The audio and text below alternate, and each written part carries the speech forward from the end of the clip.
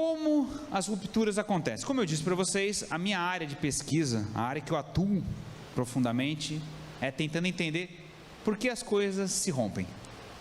Por que setores se tornam, que são líderes de mercado, né, que são mercados maduros, que geram riqueza, tem valor, em algum momento ele acaba se tornando obsoleto. Eu já estudei algumas centenas de empresas, e dentro dessas centenas de empresas eu encontrei alguns padrões, e aí eu cheguei nesse que eu chamo de ciclo de ruptura. São 6 estágios que todas as rupturas que a gente identificou de forma padronizada passam. O primeiro estágio eu chamo de dissonância. O que é dissonância? É quando algo no mercado surge e ele é muito dissonante do que existe. Ele gera até estranhamento, aversão. Isso daí não é do meu setor. Isso é outra coisa, né? E se você for ver, todas as grandes rupturas, eles acontecem através de serviços ou produtos que, num primeiro momento, ele estava lá, quando a gente olha o modelo do ciclo de inovação disruptiva, ele estava lá embaixo, fora do espaço conhecido e entregando baixa performance ou baixa qualidade. Só que aos poucos ele foi evoluindo. Então, mas no primeiro momento, ele é uma coisa muito diferente. Eu lembro das primeiras conversas com taxistas, quando crescimento Uber, era outra coisa, tá? Táxi é táxi, Uber, é outra coisa. O negócio ficou tão doido que a minha sogra, ela é um barato, ela não tem muita habilidade para usar o aplicativo para chamar um veículo, né? Ela chama hoje os táxis de Uber. Ela vai pegar um táxi, você é Uber? Eles ficam doidos, né? Por quê? Porque o ambiente foi rompido e o padrão não é mais o táxi, o padrão é o Uber. Então, mesmo que não é Uber, é chamado de Uber. Só que no primeiro momento era uma coisa muito, muito diferente. Eu dei o exemplo do Airbnb para vocês também. Eu lembro do Skype. Eu estava trabalhando na indústria de telecomunicações na época. Eu participei de um grupo que analisou os cenários possíveis do Skype. Nasceu do vácuo regulatório, porque telefonia era uma coisa regulada pela Anatel, e ele fazia telefonia, só que num modelo diferente, pela internet, e a decisão, um dos cenários era que ele se tornaria predominante, mas as decisões das telcos na época foi embarrear o máximo possível, e não entrar com serviços similares. E quando elas entraram com serviços similares, o movimento já estava grande demais, então elas perderam a onda. E aí um negócio, por exemplo, chamado DDD, DDI, vocês lembram disso? Não tem mais receita disso. E eram serviços extremamente rentáveis das operadoras. Você ia ligar para o exterior, era um carro a cada 15 minutos que você pagava na ligação. De tão como era bem rentabilizado esse serviço pelas operadoras.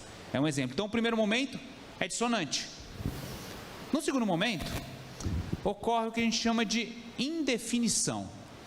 Como ele é muito estranho, existem muitas dúvidas em relação a ele. Essas coisas não vão dar certo, não vão funcionar, não tem a qualidade que o outro tem, não faz o que o outro faz, o cliente não vai aceitar isso daqui, não vai se incorporar no seu dia a dia. E realmente, a grande maioria não passa dessa fase, morre aqui, não consegue ultrapassar aquelas barreiras de certeza. Só que alguns desafiantes, dissonantes, que estão desafiando o mercado maduro, eles passam para o próximo estágio.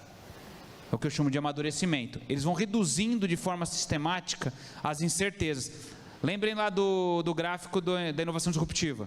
Ele vai melhorando a performance e começa a atender ali os clientes, né? No caso os pacientes, que exigem menos, depois o que exige um pouco mais, ele começa a se deslocar. Quando ele começa a fazer isso, ele passa para a etapa que é quando se cristaliza a disrupção, que é onde metade do caminho foi percorrido e tudo indica que ela vai continuar, que eu chamo de encaixe. No meio dos startups a gente chama isso de market fit, né? Que é quando quem demanda, que é o mercado, olha para aquilo e fala, eu acho que eu posso usar isso daqui para substituir o que eu usava antes, ou isso daqui atende as minhas necessidades, vou começar a usar isso daqui. E quem produz, quem oferece aquilo para o mercado, dá conta de atender a demanda. Porque nem sempre o encaixe ocorre. Porque, por exemplo, você pode, eu adoraria ter uma máquina de teletransporte. Acho que vocês também, né? Só viajar para a Europa com teletransporte, aperta o botão, aparece lá. Só que não tem ninguém para atender essa demanda. Então, não tem encaixe nessa lógica. No caso aqui, o encaixe. O mercado, com a demanda, aceita e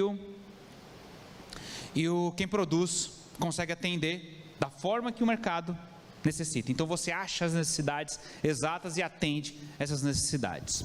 Com muita experimentação aqui, né? Que você vai vendo que você vai evoluindo e experimentando.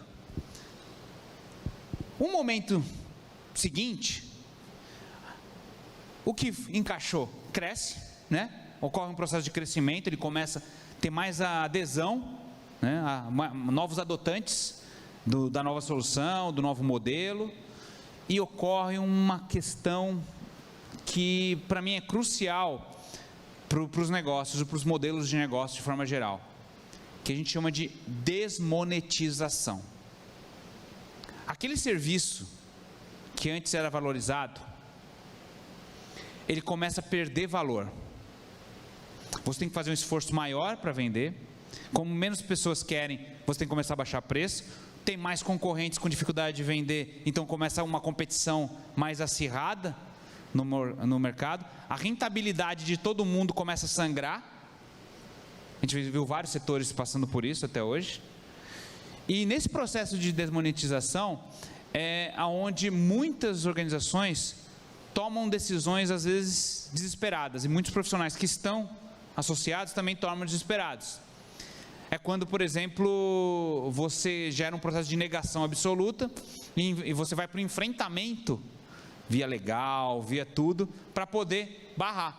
Só que a experiência mostra que quando o mercado quer, não há legislação que segure. Você pode ajustar, você pode restringir um pouco, mas bloquear, eu não vi acontecer em nenhum momento isso hoje, até hoje. A opinião pública aceita, é muito difícil você conseguir bloquear aquilo. A gente viu isso acontecer com vários serviços, né?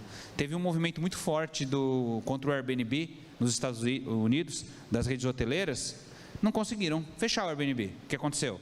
Tinham várias regras, começaram a pagar imposto, começaram a se estruturar, a legislação se adequou ao Airbnb, não o Airbnb se adequou à legislação. Interessante, né? Isso daí. Mas faz parte, o processo é assim. As leis são criadas com base, elas são sempre reativas. Você não vai criar uma lei de uma coisa que não existe ainda, né? Você primeiro tem que ser incomodado, ver que alguma coisa está mudando para adequar as leis, faz parte do processo. E por último, o que estava crescendo estabiliza, vira o padrão. Esse padrão, ele se torna o padrão do mercado, e o mercado maduro é desintegrado. Entendam, desintegração não quer dizer que desaparece. Lembram do mercado de disco de vinil? Não desapareceu, inclusive é bem caro, né? Você compra, você tem? Você gosta? E não é barato, né? Mas ele não é do tamanho que ele já foi um dia, ele virou um nicho. Então muitos setores não desaparecem totalmente, eles se tornam um pedacinho do que eles já foram um dia do ponto de vista de tamanho e de faturamento. E aí, quando chega nesse estágio, o ciclo só está esperando para girar de novo. Quando você acha que você está, agora beleza, agora padronizou. Agora, por exemplo, um exemplo disso é o crescimento dos smartphones. Se você olha até 2007, os telefones, antes do iPhone, eles iam diminuindo de tamanho. Ser pequeno era bom, você pagava mais por um celular pequeno. Grande, tinha até um termo pejorativo para celular grande, tijolão. De repente, surge o pessoal da maçã mordida, lança o tijolão deles, que ele é grande e mais pesado que os concorrentes, só que fazia coisas que os outros não faziam, que era uma navegação na internet mais parecida com a que você tinha no computador. Pensa, gente, antes do iPhone, você navegava na internet, com a experiência que a gente conhece, ou no computador de casa ou no computador do trabalho. Ninguém navegava em deslocamento. A internet era só... E as pessoas gostam muito de navegar na internet. Adoravam ficar lá no Orkut mandando scraps para as pessoas. Então, era um comportamento estabelecido ali. E nesse processo de rompimento, lá em 2007, a Apple, né, ao lançar, 10 anos depois, quando você pega o gráfico de 2017, já 80% do mercado já são de smartphones. E aí quando você vê eu tenho até um desenho, onde eu tenho um monte de modelos de celulares atuais. Todos parecem um iPhone de 2007. São cada vez maiores e cada vez com menos botões. Aqui numa ruptura, ele rompeu um modelo. O professor Clayton Christensen, lá quando ele estava desenvolvendo a teoria da inovação disruptiva, das tecnologias disruptivas, ele disse o seguinte, que na grande maioria das vezes, os disruptores ocupam a liderança e destronam as empresas líderes do setor. Quem era líder do mercado de telefonia antes do iPhone? Nokia e Motorola, eram as duas. O Nokia era a primeira, depois vinha Motorola. Isso mesmo. 5 anos depois do lançamento do iPhone, quem eram os líderes? Apple e a Samsung. Duas empresas que não fabricavam celulares antes. Isso mostra a falência das melhores práticas para ralar. Por quê? As melhores práticas têm um prazo de validade tão curto hoje em dia, que, por exemplo, eu tenho uma ferramenta de planejamento estratégico que para mim é uma ferramenta mais tradicional e cada vez eu uso menos, que é o chamado benchmark. O que o benchmark faz? Ele vê empresas parecidas com você, analisa empresas que vendem para consumidores igual a você, e aí você busca melhores práticas, o que elas estão fazendo que está funcionando, e tenta trazer para a sua empresa. E aí você coloca no seu planejamento. Isso é bacana? Num mundo mais estável que muda pouco, bacana. Num mundo que muda a cada 5 anos, 4 anos, não que seja, a gente não deve fazer, mas ele é menos eficiente. Porque se você for pegar o planejamento estratégico da Nokia, e eu tive acesso ao planejamento estratégico de 2006 deles, não aparece a Apple lá. Não é um concorrente. Não existe. Se você pegar um planejamento de uma radiotáxi grande, aqui do Rio, lá de São Paulo, não vai ter um tal de Uber, um aplicativo. Não, ela vai estar fazendo um benchmark das outras radiotáxis.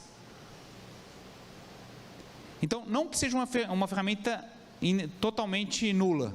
Na verdade, ela é cada vez menos eficiente devido a esses ciclos cada vez girando mais rapidamente.